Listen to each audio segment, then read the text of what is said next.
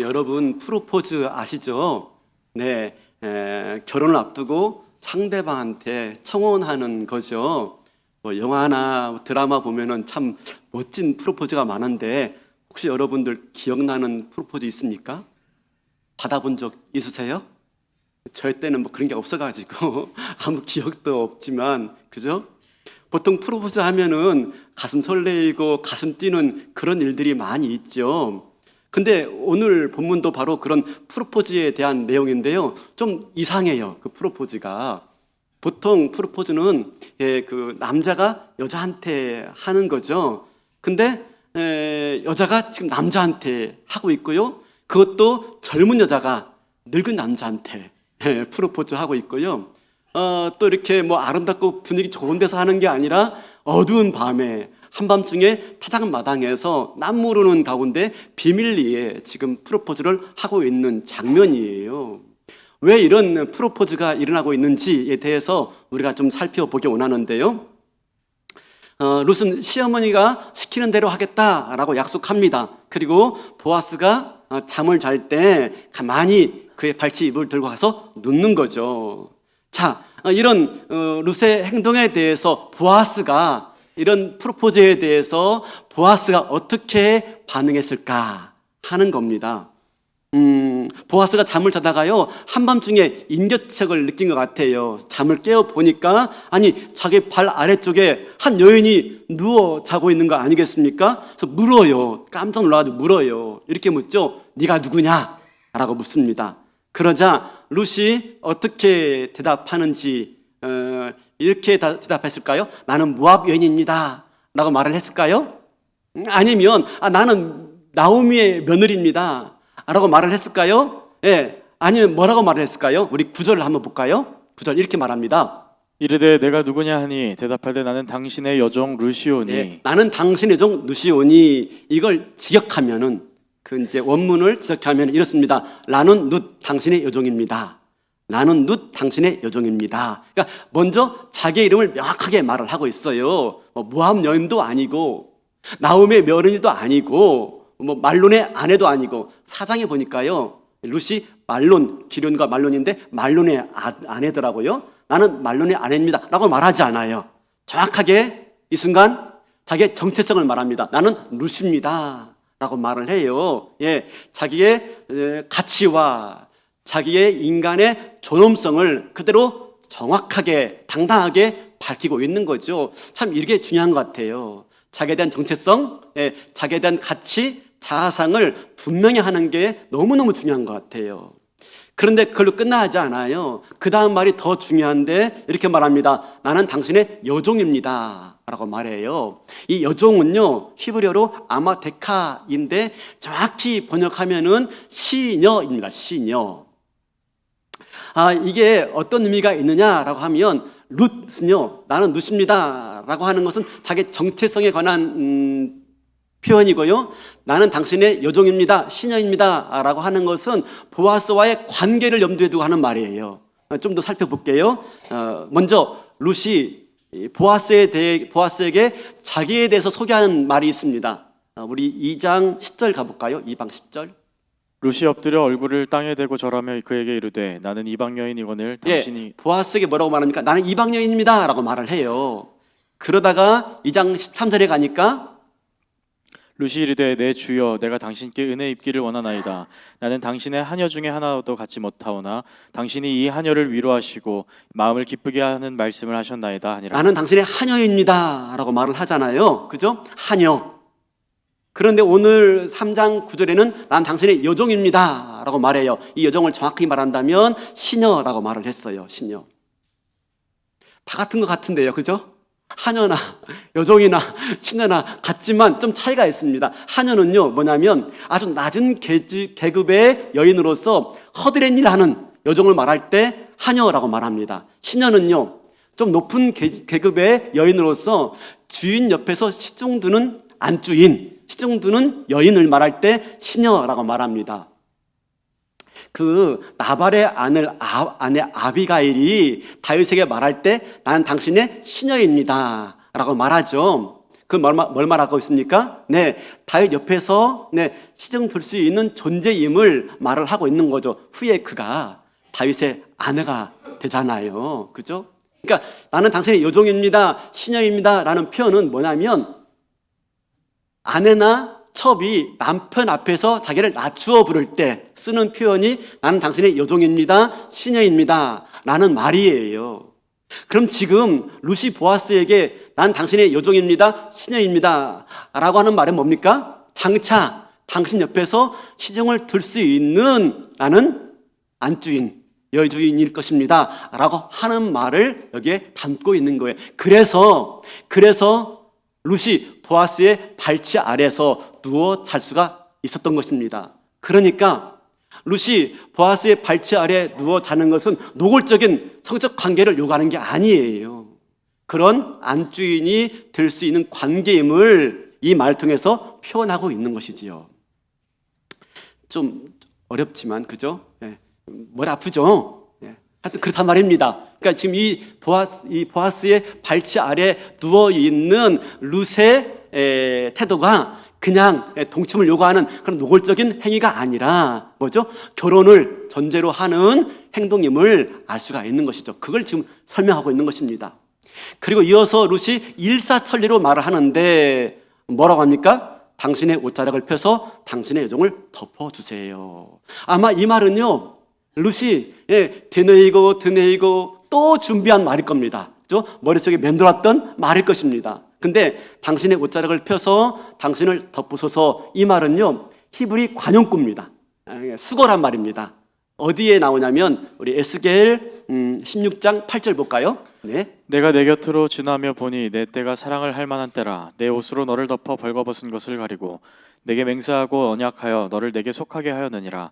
나 주 여호와의 말이니라. 내 옷으로 너를 덮어 벌거벗은 것을 가리고, 이 말은 하나님께서 예루살렘 백성들, 이스라엘 백성들을 결혼하여 내 신부로 삼았다라고 하는 말이에요. 그러니까 옷을 덮어준다 하는 걸 뭘 말합니까? 결혼을 의미하는 말인 것입니다. 다시 말하면 룻이 보아스에게 당신의 옷자락을 펴서 나를 덮어주세요. 무슨 말이라고요? 결혼을 청혼하는 것이고요, 혼인을 요구하는 말입니다. 그냥 노골적인 것을 요구하는 게 아니라 바로 말과 행동을 통해서 보아스에게 청혼하고 있는 것이죠. 그런데 여러분, 이 말은요 사실 그 앞에서 이미 보아스가 룻에게 한 말이에요. 우리 어디 가냐면 2장 11절 12절 볼까요? 보아스가 그에게 대답하여 이르되 내 남편이 죽은 후로 내가 시어머니에게 행한 모든 것과 내 부모와 고국을 떠나 전에 알지 못하던 백성에게로 온 일이 내게 분명히 알려졌느니라. 여호와께서 내가 행한 일에 보답하시기를 원하며 이스라엘의 하나님 여호와께서 그의 날개 아래 보호를 받으러 온 내게 온전한 상 주시기를 원하노라 하는지라.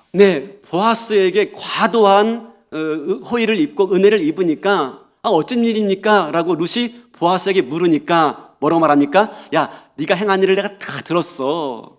그래서 지금 이렇게 과도한 기대 이상의 호의를 베푸는 것인데, 이것은 여호와의 날개 아래 보호받으러 온 너에게 하나님이 온전한 상 주시는 것이고 또 그런 상 주기를 원해 라고 말을 하고 있는 것입니다. 여기서요, 여호와의 날개 아래 보호받으러 온 날개라는 단어와 옷자락이라는 단어가 똑같아요.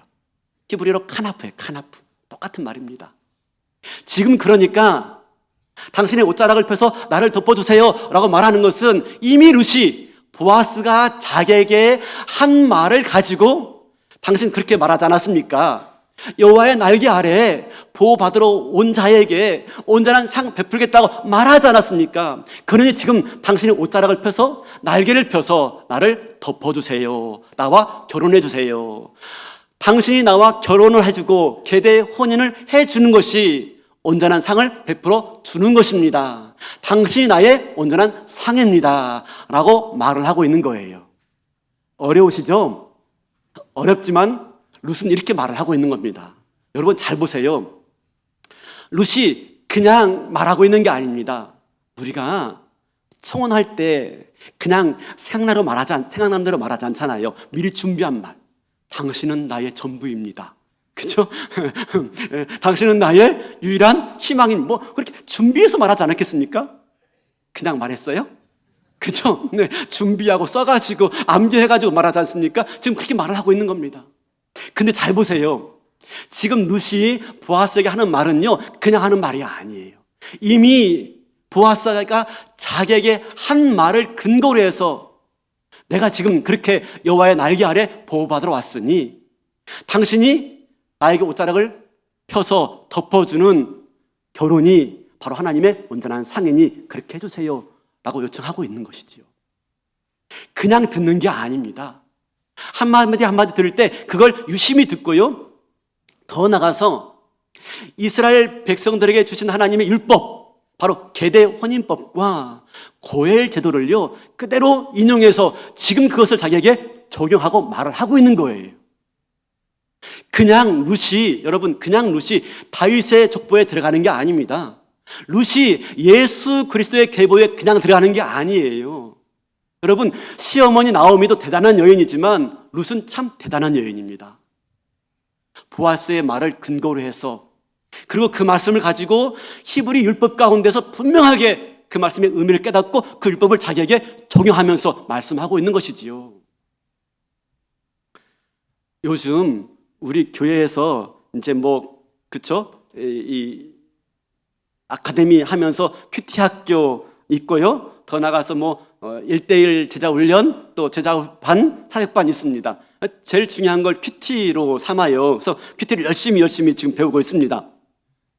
그런데 여러분, 큐티가 어떻게 하는 겁니까? 큐티가 뭡니까? 하나님 말씀에 대한 온전한 이해, 그리고 그 말씀을 내 삶에 적용하는 것입니다. 근데 잘 안 돼요. 하나님 말씀을 잘 이해해서 그 말씀을 오늘 나에게 적용하는데 잘 안 돼요. 왜 안 되는 줄 아십니까? 하나님 말씀은 잘 이해해요. 연구 암묵상 잘해요. 근데 느낀 점하고 적용하면 맨 똑같아요. 그래, 성경 말씀 잘 읽어야 되겠다. 네, 기도 열심히 해야 되겠다. 예배 생활 잘해야 되겠다. 네, 사랑해야 되겠다. 다 비슷합니다. 네, 거의 비슷합니다. 근데 어떻게 해야 그 큐티가 더 잘 되어지냐면 내 삶에 대한 이해가 있어야 돼요. 오늘 내가 어떤 이슈 가운데 있는지, 오늘 내가 어떤 문제 가운데 있는지, 그래서 하나님께서 왜 그 말씀을 나에게 줬는지가 중요한 것이죠. 그래서 나에 대한 관찰이 필요해요. 하나님 말씀에 대한 관찰만이 아니라 나에 대한 관찰과 나에 대한 온전한 이해가 되어 있지 않으면 큐티가 잘 안 되고 맨 똑같은 말만 되풀이되는 것이죠. 지금 보세요. 룻은요, 하나님 말씀에 대한 온전한 이해가 잘 되어 있어요. 그리고 자기 삶에 대한 이슈, 지금 자기 삶에 대한 관찰이 잘 되어 있는 거예요. 그래서 그 말씀을 바로 오늘 나에게 주신 말씀을 붙잡고 보아스에게 그렇게 요구하고 있는 것이죠. 그랬을 때 어떡합니까? 그랬을 때 이 보아스는요, 이 대담하고 이 도발적인 청혼에 대해서 어떻게 합니까? 보아스가 어떻게 반응합니까? 그 반응에 대해서 궁금하죠. 화를 냈을까요? 아니면 당황했을까요? 아니면 야단을 쳤을까요? 아니면 소리를 질렀을까요? 아니면 아무 말 하지 않고 그냥 동침했을까요? 궁금하죠? 안 궁금하세요? 궁금하면 500원. 자, 보아스의 반응을 볼까요? 첫 번째 반응입니다. 10절입니다. 어떻게 했을까요?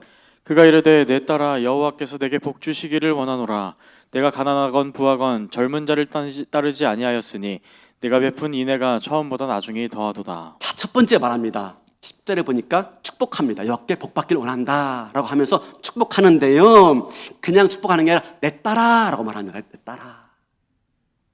보아스가 룻에게 내 딸아 라고 말하는 걸 볼 때요, 연배가 있죠. 그죠? 나오미 시어머니와 같은 연배의 사람임을 알 수가 있어요. 근데 그게 중요한 게 아니라 내 딸아 라고 부르는 보아스의 어감이에요. 어떤 마음이죠? 네, 사랑스러운 마음. 그죠? 애정이 듬뿍 담아있는 표현이죠. 내 딸아. 지금 노골적으로 청혼할 때 이 룻의 마음은 상당히 두렵고 떨리는 마음이 있을 것입니다. 근데 뭡니까? 내 딸아 라고 말을 해줍니다. 그래서 보아스가 룻의 마음을 어루만져주고 있는 것이죠. 룻의 마음을요 따뜻하게 감싸고 있는 것이죠. 그리고 이어서 말합니다. 내가 베푼 인애가 처음보다 나중에 더하다. 그래서 인애라는 말은 이 룻기의 중요한 단어인데 헤세드라고 말씀드렸습니다. 헤세드는 뭡니까? 헤세드는 약한 자가 곤궁에 빠져 있을 때 강한 자가 그럴 의무가 없음에도 불구하고 베푸는 충성과 사랑이 헤세드다라고 말씀드렸습니다. 그러면 처음 헤세드는 뭐예요? 룻이 행한 처음 인애는 뭐예요? 시어머니를 따라온 겁니다. 굳이 그러지 않아도 됐습니다. 굳이 고향으로 돌아가도 되는데 그렇게 하지 않아도 되지만 시어머니의 삶의 무게를 같이 나눠지겠다고 이국 땅까지 온 것을 향해서 뭐라고 말해요? 헤세드였다라고 보아스가 인정해주고 있는 거예요. 그러면 나중 인애는 뭘까요? 나중 인애? 두 번째 헤세드는 뭘까요? 룻은 얼마든지 젊은 여인과 젊은 남자와 결혼할 수 있었어요. 왜냐하면 뒤에도 보지만 현숙한 여인인 줄 아노라 그러잖아요. 그러니까 이미 베들레헴에는요 룻에 대해서 소문이 싹 나 있습니다. 아, 룻 현숙한 여인하고 소문 나 있는 거예요. 예, 그렇기 때문에 얼마든지 룻도 젊은 남자와 결혼할 수가 있고요. 얼마든지 젊은 남자와 결혼해서 자기 혼자 잘 먹고 잘 살 수 있었어요. 근데 룻이 그렇게 하지 않아요. 오히려 나이 많이 먹은 보아스와 결혼하겠다고 위험을 무릅쓰고 타작마당에 내려와서 청혼을 하고 있는 것입니다. 이건 뭐죠? 그것은 바로 보아스가 시어머니 가문의 기업 물을자인 줄 알고 시어머니의 가문을 되살리고, 그죠? 네, 시어머니의 가정을 다시 되찾기 위해서 그 위험을 무릅쓰고 나와 있는 것이다 라고 말하면서 그것이 헤세드입니다 라고 인정해주고 있는 거죠. 그 시어머니를 향한 헤세드, 위험을 무릅쓰고, 그죠? 스스로 결단하고 헌신과 희생을 감수하는 모습을 지금 보아스가 높이 사고 있는 것이죠. 이런 보아스가 이런 룻의 노골적인 청혼에 대해서요 다른 생각을 품을 이유가 없는 겁니다. 그래서 이렇게 말합니다. 11절 볼까요? 이렇게 말합니다. 그리고 이제 내 딸아 두려워하지 말라. 내가 내 말대로 내게 다 행하리라. 내가 현숙한 여자인 줄을 나의 성읍 백성이 다 아느니라. 내 딸아, 또 그래서 내 딸아 하면서 두려워 말래요. 왜 두려워 말라고 그랬어요? 지금 두려운 거예요. 룻은 혹시 보아스가 거절하면요, 자기의 청혼을 거절하면요, 이게 무슨 낭패입니까? 한밤중에 와가지고, 그죠? 혹시라도 보아스가 베들레헴 사람들이 그 여자 모압 여자잖아, 어떻게 모압 여자와 결혼할 수 있어? 라고 하면서 보아스의 결혼을 거절하면요, 반대하면요, 꼼짝없이 보아스도 결혼 못하게 되어지면 낭패 아닌가요? 한밤중에 남의 남자에게 들어왔던 음탕한 여인이라고 소문나지 않을까요? 행실이 안 좋은 여인이라고 소문나지 않을까요? 그러면 이 베들레헴 땅에서 발붙여 살지 못하고 있는 겁니다. 위험하죠, 불안하죠, 두려움이 있는 겁니다. 근데 그 두려움에 대해서 뭐라고 말합니까? 내 딸아 라고 말하고 있는 것이죠. 그러면서 내가 네 말대로 다 너한테 행할 것이다 라고 말을 해줍니다. 여러분, 고엘이 되어주겠다는 겁니다. 기업 물음을 해주겠다는 것입니다. 이건 쉬운 일이 아닙니다. 내가 누군가에게 고엘 되어지고 내가 누군가에게 기업 물음을 해준다는 것은요, 내 재산을요 허비하는 거예요. 내 재산을요 사용하는 것입니다. 남을 위해서. 그러니까 손해보는 일입니다. 웬만큼 희생과 헌신이 결단되지 않으면 할 수가 없는 거예요. 내가 너한테 고엘이 되어줄게 라고 말하면서 너를 위해서 내 모든 것들을 헌신하고 희생할게 라고 말하면서 네가 현숙한 여인 줄 아노라, 너에게 나쁜 소문 나지 않을 거야, 안심시켜주고 있는 겁니다. 여러분, 이 말을 듣는 이 룻의 마음이 어떻겠습니까? 내 딸아. 자, 처음 10절에 내 딸아 하면서 하나님의 축복을 빌어요. 두 번째, 내 딸아 하면서 보아스의 위로와 격려가 담겨져 있어요. 하나님의 축복과 인간의 격려, 내 딸아 하면서 그 두 가지가 나오고 있는 겁니다. 하나님의 축복과 인간의 격려. 제가 이게 너무 좋아가지고요, 설교 제목을 그렇게 정하려고 했어요. 하나님의 축복, 인간의 격려. 그죠? 멋있지 않나요? 항상 저만 멋있죠. 네. 너무 멋있어가지고 하려고 했는데 평범한 게 좋아 해가지고 바꿨습니다. 여러분, 우리에게 필요한 게 뭐예요? 우리에게 필요한 게 바로 하나님의 격려와 하나님의 축복과 인간의 격려와 위로 아니겠습니까? 우리가 왜 교회에 모여 있습니까? 교회에 모여서 뭐 합니까? 하나님의 축복을 비는 거죠. 여러분, 하나님의 사랑과 복을 받길 원합니다 라고 하는 거죠. 하나님의 축복을 비는 것이고요. 또 뭡니까? 인간의 위로와 격려를 하는 것이죠. 그렇죠? 내가 힘이 되어줄게. 내가 너의 이웃이 되어줄게. 내가 너의 고엘이 되어줄게 라고 말하면서 서로서로 격려하고 서로서로 위로하는 것이 교회 공동체 아니겠습니까? 바라기는 우리 교회가 하나님의 축복과 인간의 격려와 위로가 넘치는 아름다운 공동체 될 수 있기를 바랍니다. 하나님의 축복과 인간의 격려, 멋있지 않으세요? 자, 그런데 보아스가 룻에게 그렇게 하나님의 축복과 인간의 격려를 약속하지만 그러나 넘어야 될 산이 있었습니다. 장애물이 있었습니다. 그건 뭐냐면 보아스보다 더 가까운 고엘이 있었던 거예요. 보아스보다 더 가까운 기업 무르자가 있었던 것입니다. 그래서 어떡합니까? 보아스가 룻의 고엘이 되려면요, 그 사람이 먼저 포기해야 돼요. 포기하지 않으면 고엘이 되어줄 수가 없고요, 약속을 지켜줄 수가 없는 거예요. 그래서 보아스는 룻에게 계속해서 말을 합니다. 13절입니다. 마지막이에요.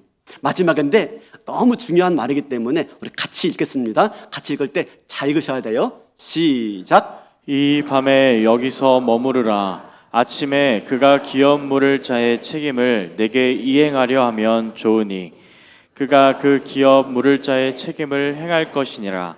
만일 그가 기업 물을 자의 책임을 내게 이행하기를 기뻐하지 아니하면 여호와께서 살아계심을 두고 맹세하노니 내가 기업 물을 자의 책임을 내게 이행하리라. 아침까지 누워 있을지니라 하는지라. 이 밤에 밤이 있고요, 아침까지. 자, 밤과 아침이 지금 나와 있어요. 일단 밤에 좀 머무르래요, 여기서. 왜냐하면 밤중에 돌아다니는 것이 위험하고 혹시라도 행실 나쁜 여인으로 소문날까 봐서 이 밤에 여기에 머물러라 라고 말합니다. 그리고 아침에 일찍 되어지면 그때 나가라 라고 말합니다. 그리고 아침까지 기다리려고 하는 이유는 뭐냐면요, 아침에 결정 나기 때문에 그래요. 그러니까 누가 룻의 고엘이 될지는요, 이 밤에 결정될 수가 없어요. 언제 결정되는 겁니까? 아침에 그 고엘 되는 사람과 만나서 결판 지어야 될 일이니까 이 밤에는 머물라 라고 말합니다. 보아스는요, 밤에 해야 될 일과 아침에 해야 될 일을 구분할 수 있었습니다. 그냥 내가 너의 고엘이 되어줄게 라고 해서 그 밤에 룻과 동침하지 않아요. 아니, 얼마든지 보아스가 룻과 동침할 수가 있었습니다. 왜? 내가 너의 고엘 되어줄게, 내가 약속할게. 약속했고 그럴 마음이 있었고 그럴 결단이 있었어요. 그럼 동침해도 돼요. 근데 하지 않아요. 아침 되어가지고 확실하게 고엘의 책임을 질 수 있는 상황 되기까지는 어떡하죠? 네, 동침하지 않고 기다립니다. 보아스는 밤에 해야 될 일과 아침에 해야 될 일을요, 정확히 구분할 수 있었습니다. 우리는 간혹 밤에 해야 될 일과 아침에 해야 될 일들요, 잘 구분하지 못할 때가 많아요. 솔직히 보세요. 보아스가 룻과 동침한 다음에 이렇게 말할 수가 있어요. 나중에 아침에 되니까 고엘이, 그 진짜 가까운 고엘이 내가 기업 물을게 하면 뭐가 되겠습니까? 혼인 빙자 간음죄가 되겠죠. 뭐라고 말할 수 있어요? 아니, 난 그때 진심이었다니까. 난 진짜 너에게 고엘 되려고 했는데 그 사람이 먼저 한다고 했잖아. 어쩔 수 없었어 라고 얼마든지 발뺌할 수 있었어요. 그래도 됐어요. 근데 그렇게 하지 않았어요. 자기가 책임질 때까지, 그죠? 그 일들을 진행하지 않은 거예요. 우리가 밤에 할 일과 아침에 할 일들을 구분할 수 있어야 돼요. 기다리지 못해가지고 아침에 해야 될 일을 밤에 하게 되어지면요, 반드시 문제가 생겨요. 일은 순서가 있는 법입니다. 근데 더 중요한 게 있어요. 여러분, 오늘 읽었던 13절 다시 보여주시겠습니까? 이 13절에서 읽으면서요, 가장 많이 반복되는 단어를 발견하셔야 돼요. 가장 많이 반복되는 단어가 핵심이라고 그랬습니다. 그러면 어떤 단어가 가장 많이 반복됩니까? 책임이 무려 몇 번 나옵니까? 4번 나오고 있어요. 4번. 여러분, 책임지겠다는 거. 무슨 말입니까? 네, 우리가 누구를 사랑한다? 그 뭐 하는 것입니까? 책임지는 겁니다. 책임지는 거.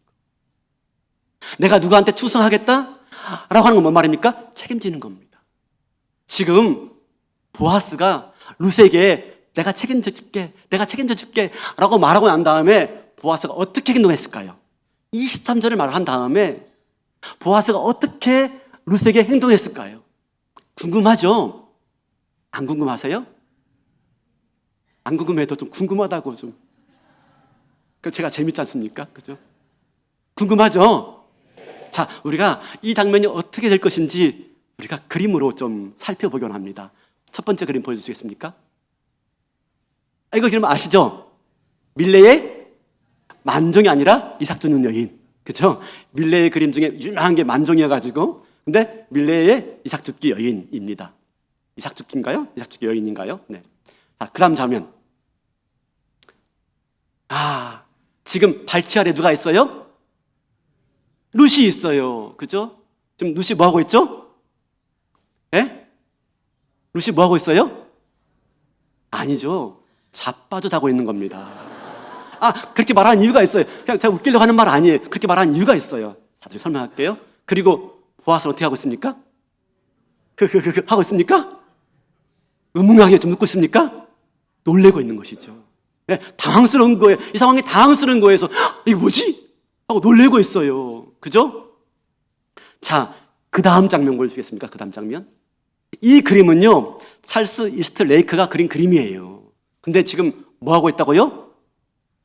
룻이 자빠져 자고 있고요. 보아스는 뭐 하고 있어요? 고민하고 있는 겁니다. 잠을 자지 못하고요. 골똘히 일어나가지고 생각하고 있는 거예요. 왜 그래요? 책임지기 위해서. 아침까지. 아니, 어떻게 하는 것이 내가 책임지는 것이지?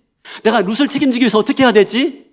지금 고민하면서 잠을 못 이루고 있는 것이죠. 룻은요, 사실 룻은 그 전까지 잠을 잘 수가 없었어요. 왜요? 책임지기 위해서. 잠을 잘 수 없었습니다. 시어머니를 모시고 나왔지만 먹고 살 게 없잖아요.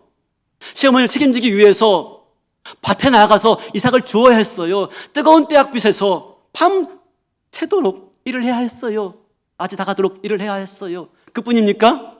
지금 시어머니의 명령을 따라서 타작마당에 내려와서 보아스의 발치 아래 누웠어요. 잠을 잤겠습니까? 잠을 자지 못했죠. 왜요? 두렵고 떨리는 거예요. 밤새 한숨 못 잤어요.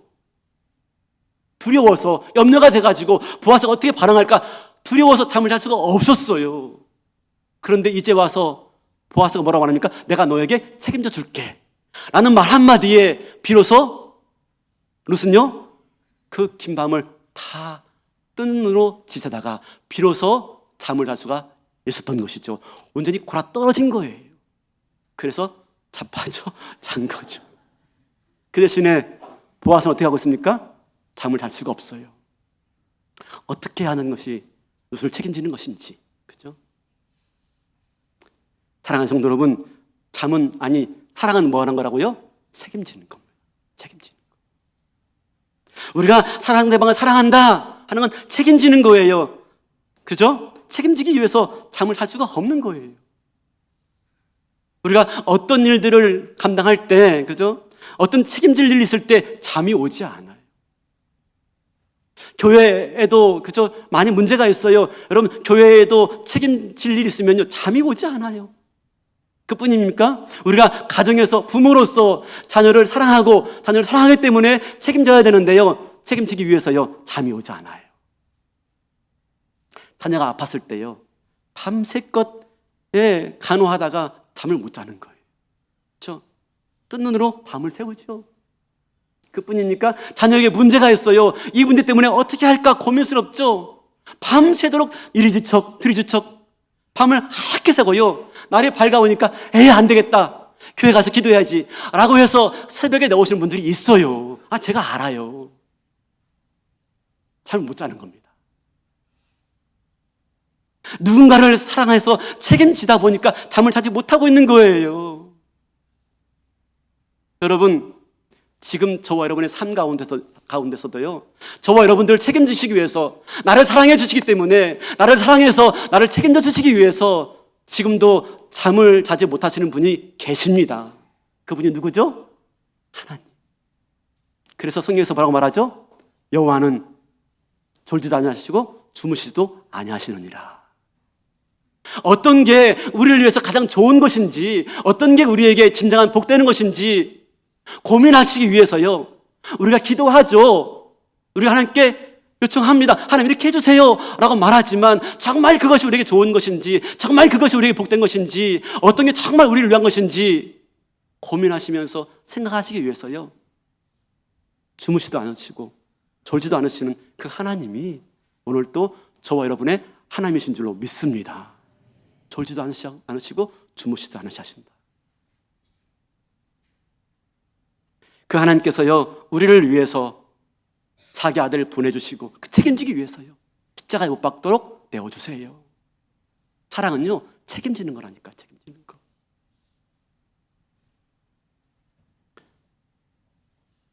사랑하는 성도 여러분, 오늘 또 이렇게 우리를 책임지시기 위해서 주무시지 않으시고 졸지도 않으신 그 하나님께요, 저와 여러분의 모든 무거운 짐들을 다 가지고 나오시길 바라겠습니다. 짐 있죠? 힘들죠? 책임지기 위해서요, 가정이라는 곳, 사업체라는 곳, 또 내가 맡은 순이란 식구들 책임지기 위해서 힘들죠? 무거운 짐이 있죠? 여러분, 그 짐들을 다 주 앞에 가지고 나오시길 바라겠습니다. 그 발치 아래, 그 발 앞에 다 내려놓고요, 하나님, 당신의 옷자락으로 나를 덮어주세요. 당신의 날개 아래 내가 피하나이다 라고 주 앞에 모든 짐들을 다 내려놓는 은혜가 있기를 바라겠습니다. 그때요, 하나님 말씀하실 거예요. 내 딸아, 내 아들아, 내가 너의 옷자락이 되어줄게. 내가 너를 내 날개 아래 품어줄게. 저와 여러분을요, 그 날개 아래 품어주실 줄로 믿습니다. 그때 우리가요, 진정한 안식과 진정한 평안을 주 안에서 맛보게 될 줄로 믿습니다. 이번 주에 참 신기한 일이 있었어요. 힘든 일이 있었습니다. 뭐냐면 노예 문제. 노예 문제 때문에 연초에 우리 공동회의 열었잖아요. 그래서 신설 노예를 허락해달라고 청원서 보냈습니다. 총회예요. 총회에서요, 그걸 허락해주지 않았어요. 뭐 이렇게 하고 저렇게 하면 허락해줄게 라고 말해가지고 다 요건 갖추어서 보냈는데 정작 총회에서요, 허락해주지 않은 겁니다. 얼마나 마음이 상해요. 그죠? 뭐 여러분들 잘 모르시겠지만 저는 마음 상했어요. 우리 장로님들 마음을 상했어요. 그래서 어쩔 수 없이 총회에서 노예를 신설해주지 않으니까 이제 방법이 하나밖에 없어요. 다른 노예로 가는 거예요. 몇 군데 정해놓고 그 노예로 가래요. 저희들은요, 저희 교회는 혹시 또 몰라가지고 총회에서 허락해주지 않을 것 같아가지고 한 2년 전부터 개별적으로 접촉한 노예가 있었어요. 안심이 됐어요. 우리 글로 가면 돼. 그런데 정작 그 노예에 전화를 했더니요, 안 된다는 거예요. 왜 안 되냐니까, 아니 우리보다 먼저 우리 노예의 시찰이 하나 있는데요, 시찰 중에 하나가 먼저 접촉해버린 거예요. 그리고는 그 시찰만 몇몇 교회만 받아들이고 다른 교회는 안 받겠다는 거예요.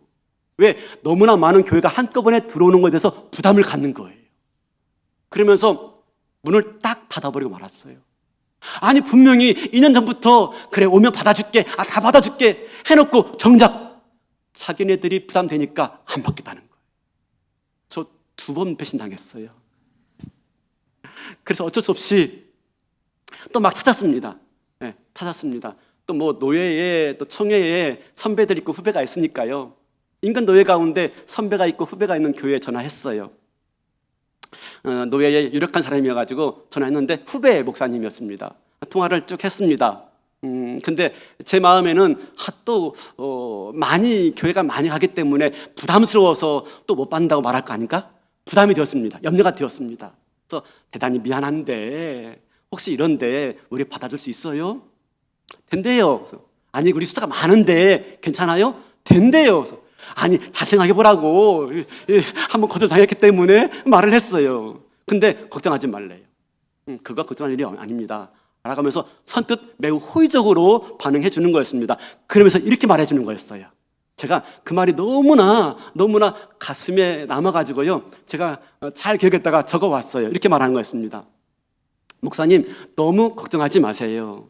지금 중요한 것은 잠시 소나기를 피해가는 거잖아요. 우리가 그 소나기를 피해갈 수 있도록 당신의 우산이 되어주겠습니다. 였습니다. 목사님의 우산 되어드릴게요. 일단 우리 노예에 들어오시고요. 나중에 기회 되어지면 다시 분립해 드릴게요. 염려하지 마세요. 하는 말이었습니다. 그 말을 들을 때요, 얼마나 가슴이 따뜻한지 몰랐습니다. 얼마나 제 마음이 위로가 되었는지 모르겠습니다. 오히려 두 번의 상처가요, 다 해결되는 것을 제가 경험하게 되었습니다. 지금 중요한 것은 소나기를 피해가는 거잖아요. 우리가 목사님의 우산 되어 드릴게요. 오늘 그 말을 듣는데요, 어쩜 그렇게 오늘 말씀과 똑같은지 모르겠어요. 옷자락으로 나를 덮어주세요. 내가 너를 그 날개 안에 품어주겠다 라고 말씀하고 있는데, 저는 우리가 목사님에게 우산 되어드릴게요 하는 말을 듣는데 마치 루시 보아스에게 그 말을 듣는 심정으로 제 모든 마음들이 다 해결되어지고 씻어지고 회복되어지는 그런 따뜻한 은혜를 경험하게 되었어요.